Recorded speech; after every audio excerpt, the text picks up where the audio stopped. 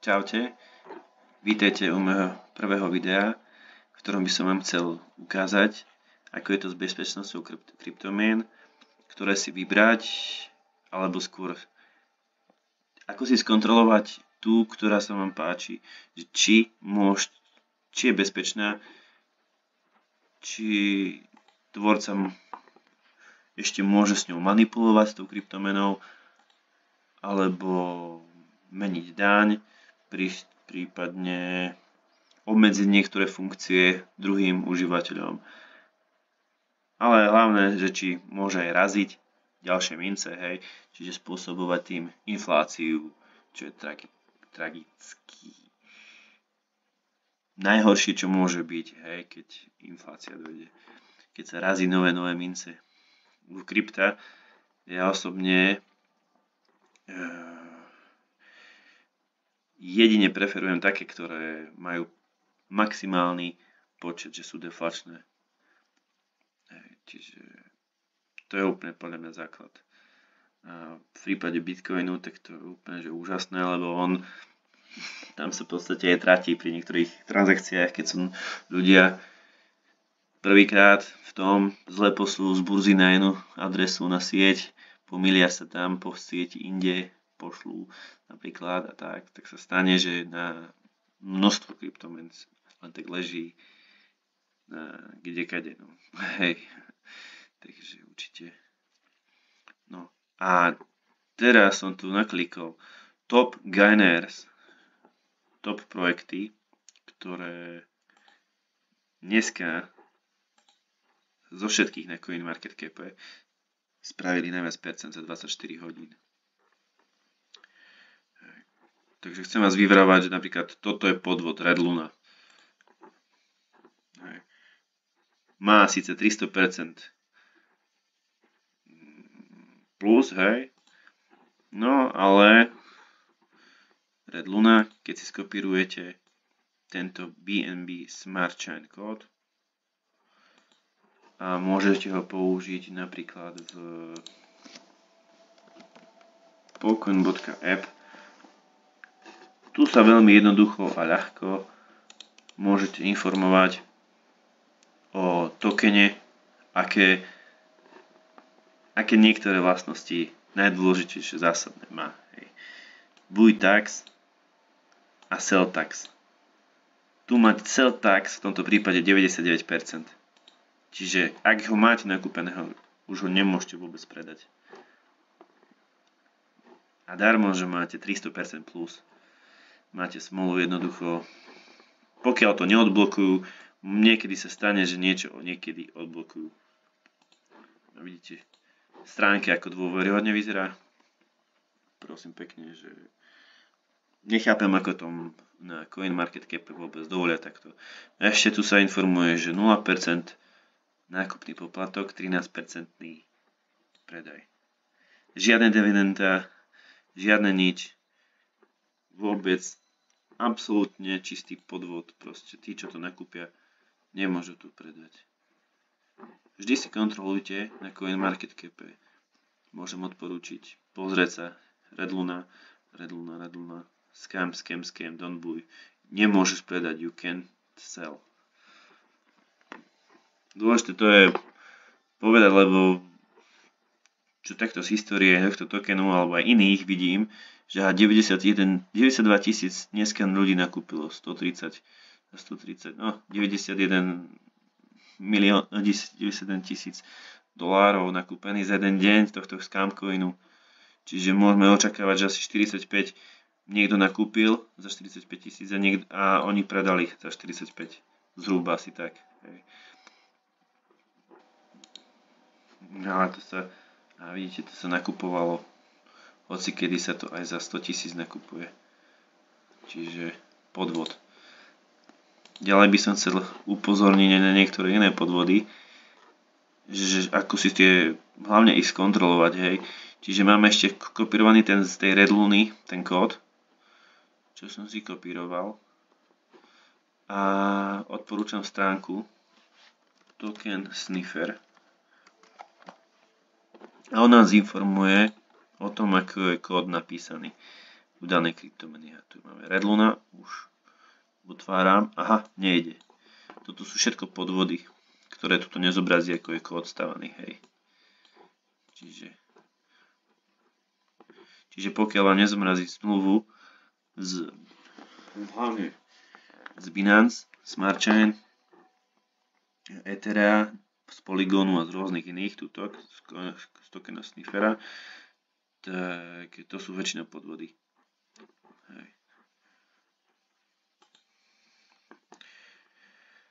No, môžeme skontrolovať nejaký iný coin, ktorý napríklad Suda, Doge, Sundi Doge, napríklad Sundi Doge, fully market cap 0, market cap 6 miliónov arbitrum. Tu je dosť dôležité si tu vzadu pozrieť, že koľko je tam liquidity, lebo ak je tam číslo 1 alebo 0, vy ten token vôbec nemôžete predať. Čiže liquidity by tam malo byť minimálne nejakých 20-30 bodov skóre by mal mať kryptomena, aby to bolo OK. 20-30 určite liquidity. Ak je menej, tu je to ešte ukazuje na to vysvetlivku. Kde to bolo? Tu niekde. Čo sa týka tohto kódu je na arbitre, no keď si to skontrolujem, sa mi zdá, že na arbitre sa dalo tiež kontrolovať tu. Hej. Arbitre, tam je vlastne, to sú skoro tie isté a to sú tie adresy rovnaké ako na coin na Ethere. Majú pod tento istý kód, táto zmluva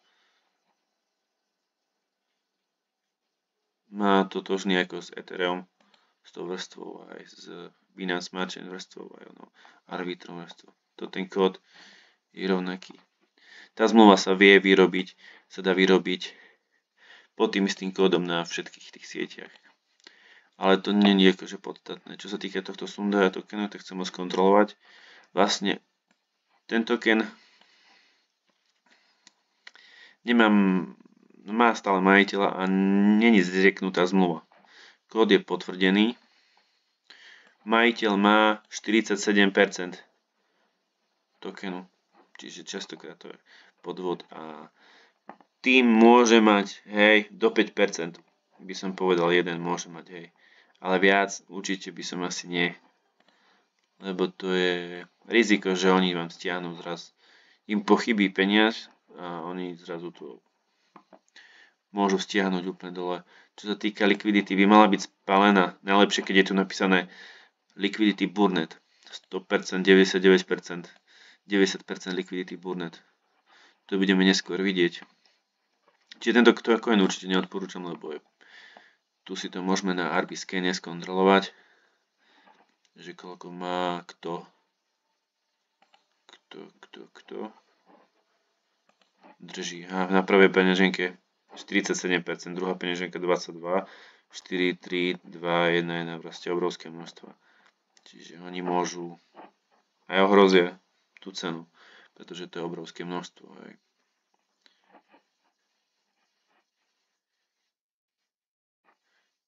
Môže sa stať, že sa tomu nič nestane, ale je to veľké riziko.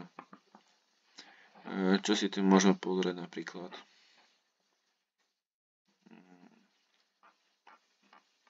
Felix minus 60. Risitas. To je ten. Pozrieme si napríklad Long Army, hej. Že či keď Red Luna je shit, či Long Army, ktorý má market iba 90 000 a či má, teraz je hore, zhruba skoro trojnásobok spravil od týchto 18 minima. Neviem, či nie Red Luna je celkom, že safe. Dobre. Dáme si ju do token Sniffera, pre tých, čo neviete, tak je to tokensniffer.com. Niekde vám tam zobrazí autentifikáciu. Ako zaškrtnite to tam a potom vás hneď spustí. No, Lungar mi vznikla 25. oktobra 2022 a ďalej, čo sa týka, takže nákupný poplatok je 7%, predajný poplatok s kryptomeny 7%. Ešte vám ukážem potom, ako si pozrieš, ktoré dividenda, v aké dividenda. To bude jasne ďalšie video. Čiže znovu potvrdil, ale on môže ešte upravovať transakčné poplatky. Majiteľ zmluvy môže zmeniť nové tokeny, vraziť. Čiže to není bezpečný. Pozrieme sa, že či nejaký razil. Likviditu má stopnutú do 9. januára 2025. Ono niekedy sa stane, že niektoré projekty oni nerazia ďalšie mince. Oni dlhodobo, že nerazia, ale raz sa stane, že oni to tam potom vyrazia. 10T, takže to je B, T, to je nie miliard, 1000 miliard, 10 000 miliard, hej.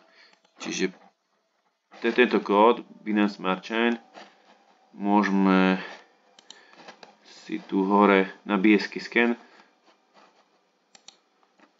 zobraziť, sa nám otvorí token a teraz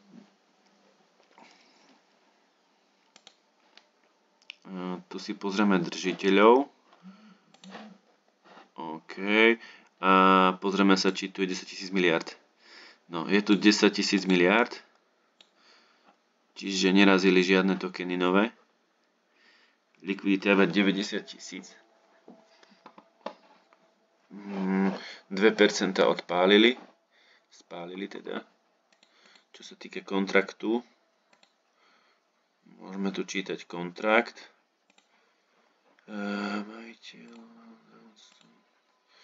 Majiteľ. Nie, toto je dead wallet, že mŕtvá adresa je tam, ale to iba 2%.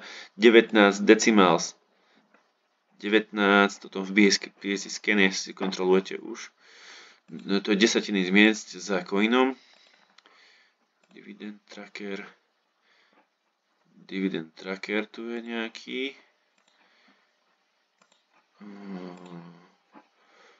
A je tam router 10 z Uniswapu. Uniswap R20. OK, celkové množstvo to je. A tu tuším tých 18. Celkové množstvo, no. Toto by malo byť tých 10 000 miliard plus tých 18 čísel. Čiže to je jeden, no miliarda je 9, 3, 6, 9, 12, 13, 13 0 a 18 0. To asi toľko nie je. 3, 6, 9, 12, 15, 18, 19, 20, 21, 22, 23, 24, 25, 26, 27, 28, 29, 30, 31. Ak som to dobre. Čiže malo by tam byť celkové množstvo tých 10 000 miliard plus tých 18 desatinných miest. Plus tých, ak som správne počítal.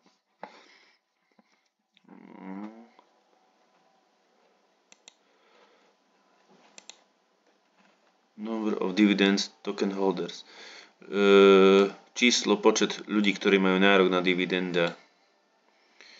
To celkovo distribuovaných dividend. Tu je množstvo. Tuto môžete skontrolovať, či vaša adresa nie je excluded, že exkluzívne je čiže nie je inkluzív, exkluzívne, že proste nemáte žiadne dividendy. Môžete skontrolovať, či máte alebo nie. Liquidity fee, koľko ide z poplatkov do liquidity, automaticky 1%. Marketingové poplatky sú 1% z transakcií, ide na ich marketingovú peňaženku. Toto je ich marketingová peňaženka. Si môžeme otvoriť v novom okne a skontrolovať. Čiže oni majú, a tuto majú Lunu, aj Hentaku, tuto majú Lungarmi, aha. Tu si človek môže povedať, že ani Binance nemajú nič. Aké transakcie robia. Hej. Čiže teraz sa pozrieme, name je Lungarmi. Hej. Maximálna transakcia, koľko sa môže, maximálna transakcia. To je asi 1/10, možno, že neviem presne koľko to je 0. Majiteľ. Tá zmluva má ešte stále majiteľa, ešte sa nevzdal v našej šírstve. Ešte sa nevzdal tuto sú odmeny, 5% sú odmeny Rewards Fee. A Rewards Token, ktorý ich odmienia, ktorý dostávajú, je tento. Čiže toto sú ako token odmeny. Tak vidíte, sa mi to ešte do tohto videa zmestilo. Tu si môžem dať CoinMarketCap. Do tohto vyhľadávania iba skopírujem ten názov, tú adresu tokenu, ten contract adres a ukazuje mi, že Terra Classic. Takže Terra Classic sa dostáva pasívne od tohto a až 5%, čo je celkom dosť. Čo sa týka poplatkov, napríklad,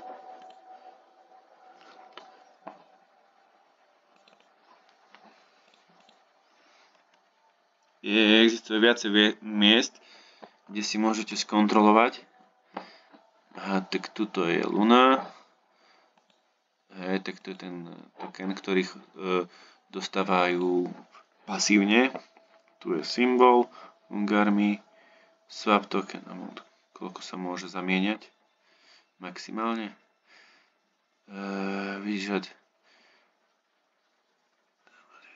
Výber dividendov. Ešte dobre. Vlastne majiteľ zmluvy sa pripojí a vie, keďže není on ešte vlastnia tú zmluvu, tak on sa môže vlastne kedykoľvek cez peňaženku pripojiť sem a môže tieto veci pozmeniť. Hej. Čiže ten vlastník zmluvy môže zmeniť tu rôzne poplatok, môže znížiť, zvýšiť. Hej. Alebo môže niekomu zakázať dividenda, zakázať mu predaj. Rôzne veci sú tu, ktoré sa dajú upraviť. No. A vlastne tu sú už tie funkcie, kde sa už píše kontrakt. Hej. Čiže máte jednotlivú tú funkciu, ktorá tak tu je niekoho, kto nebude mať dividenda, tak ho zapíšu senka, hej. Alebo v prípade, že niekto rizikom môže byť na nejaký, poviem príklad, terorizmus alebo podvody alebo niečo, tak môže tú adresu bloknúť. Hej. Zmeniť vlastníctvo, tu tuším môžu oni aj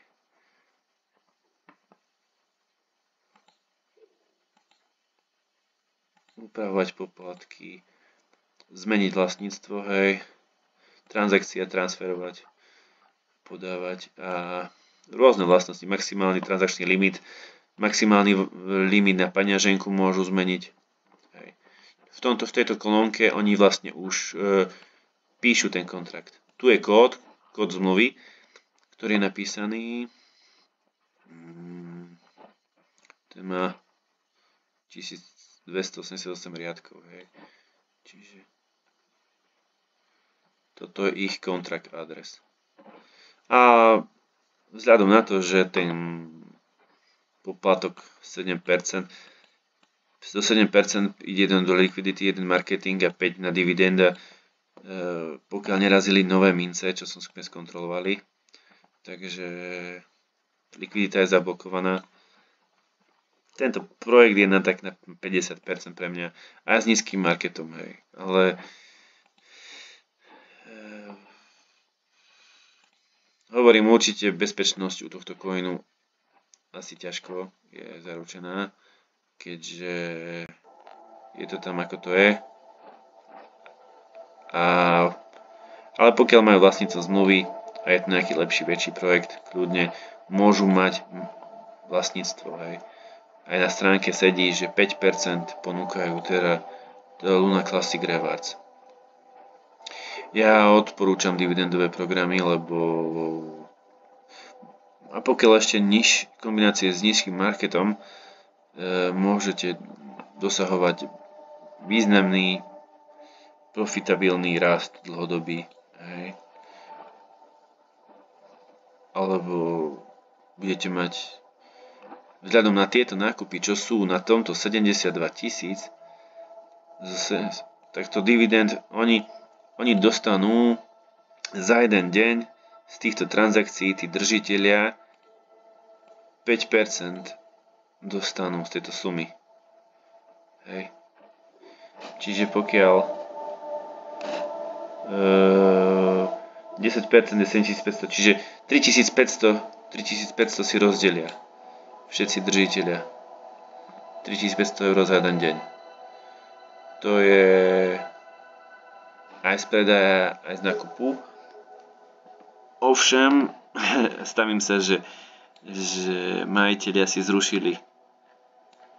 Môžeme skontrolovať, že či oni platia, majiteľ zmluvy, alebo ten, čo vlastní najviac, že či koľko platí dividenda, či nie je náhodou oslobodený od platenia, čiže druhým budú platiť a oni vôbec nič, to si môžem zavrieť.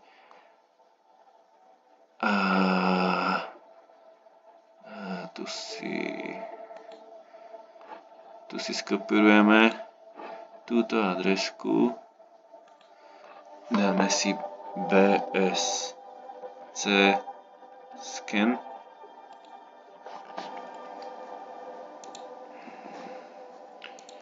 Skopírujeme adresu do tohto.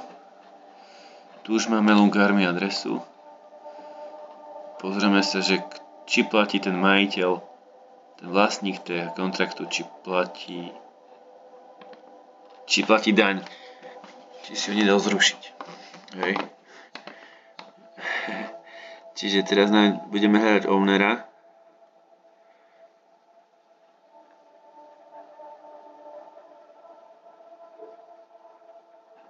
Tu je owner.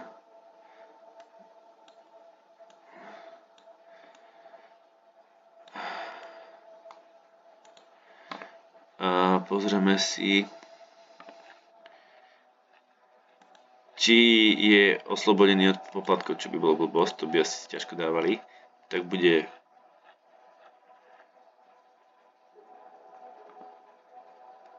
takže dobre, true, pravda. Oslobodený od poplatkov, čiže on poplatky neplatí. Hej. Čiže true je pravda, že je oslobodený od poplatkov. Hej. Ale či je oslobodený od dividend? Hej, teraz sa pozrieme.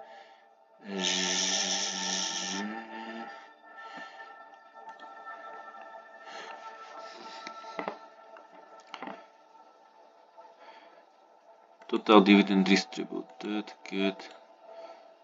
Time.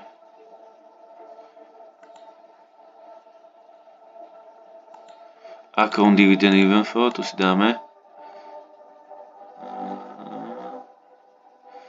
Account dividend index progress.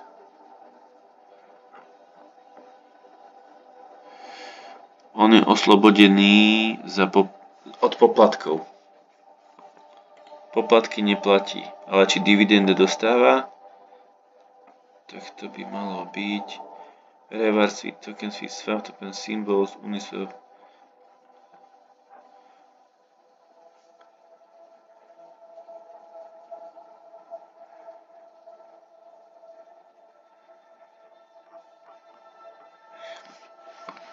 No, toto ešte neviem, že kde si presne skontrolovať.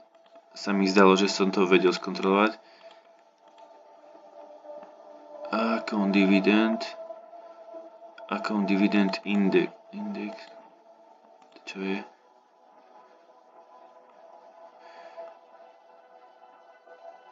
Hej. Ale v podstate môžete si pozrieť, že on poplatky neplatí. Pre aký príklad by som mohol si uviesť nejakú moju peňaženku alebo inú a tu by mi ukázalo, že false. Že nie je oslobodený od poplatkov. Čiže hlavná peňaženka neplatí v tomto žiadne poplatky.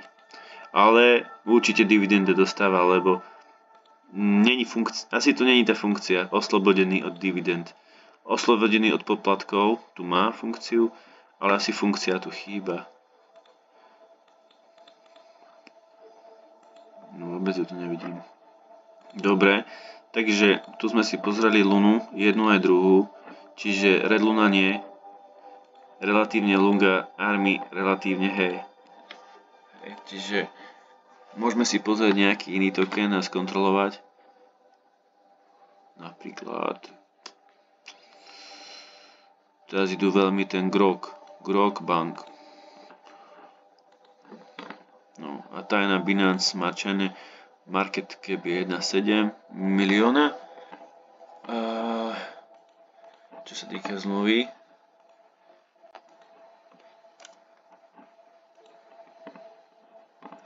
iba 27 vznikla, čiže to je iba mladunka. 90% skóre. Poplatky. By mal 10, kebyže mal trošku nižšie poplatky, tak má 100% skóre zmluva. 7% liquidity spálenej. A do budúceho decembra je ešte na Pinklock likvidita, čiže potom môžu vybrať celú likviditu. Do tohto obdobia je to chránené. Na Pinklock si môžeme otvoriť a pozrieť, skontrolovať. Na začiatku mali 95 BNB, teraz toľko to. Kreator nemá žiadne, ostatní držiteľia majú menej ako 5%. Takže v podstate zmluva je Grok Bank je relatívne, by som povedal, bezpečná. Takto by to v podstate, takto by to malo vyzerať aj na zmluve. Od tých 80 do 100%. Pokiaľ skóre u token sniffer určite. No a ešte by sme ju mohli skontrolovať, lebo aj token sniffer sa síce môže mýliť, hej. Takže si ju zadáme ešte do Kyberskopu. Kyberskope.io pre tých, ktorí nevedia. Ale musím to zmeniť na BCS, to je sieť. Vždy si musíte skontrolovať sieť. Ako to je, community tu je 62, tí majú. Vidíš to? Dobre, bezpečnosť, fundamenty. 10. Dobre. Môžem povedať, že táto je bezpečná. Ešte ak chceme skontrolovať nejaký prípadne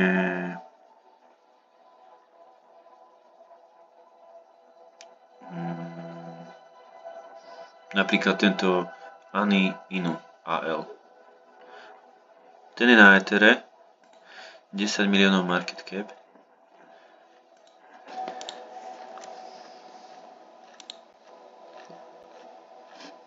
No vôbec nám ho to ani nezobrazí.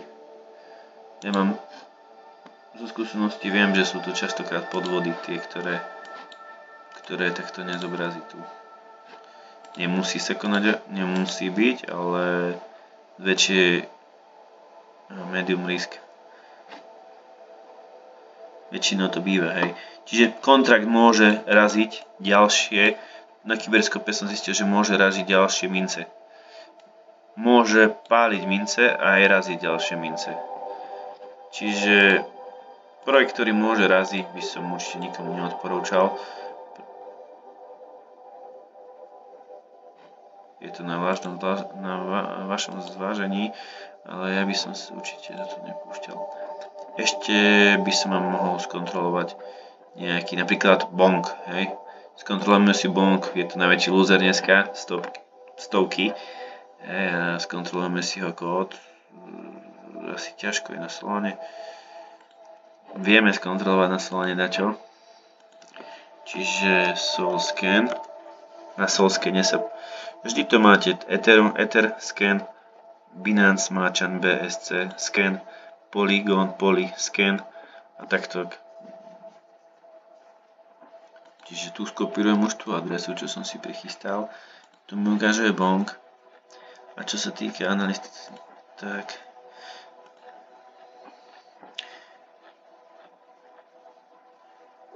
on nemá žiadnu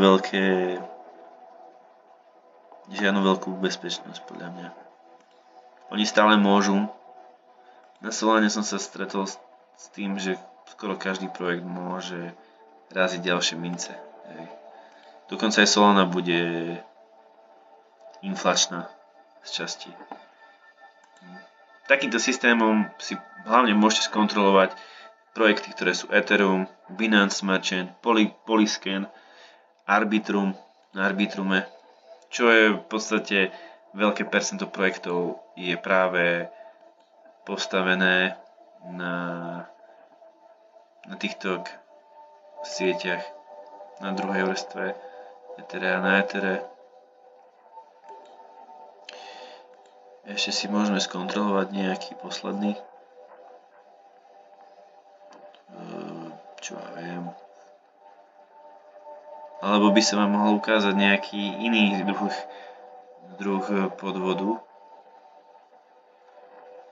Napríklad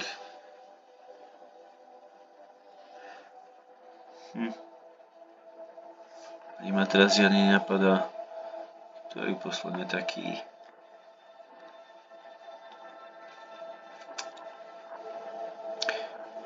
Z týchto asi nič. Neviem. Môžem skontrolovať Kitty AL. Ak je, a to je na Solane, čiže na Solane nemôžem.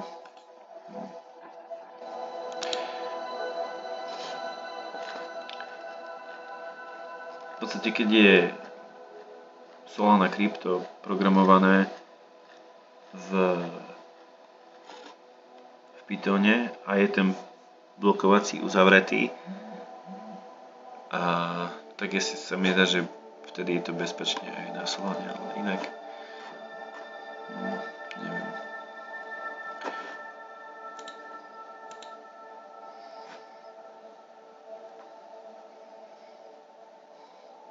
Ak chcete, tak napíšte nejaké adresy, ktoré chcete skontrolovať, že či sú bezpečné, či sú safe, tak môžete dole pod video zanechať koment plus ten link alebo tak.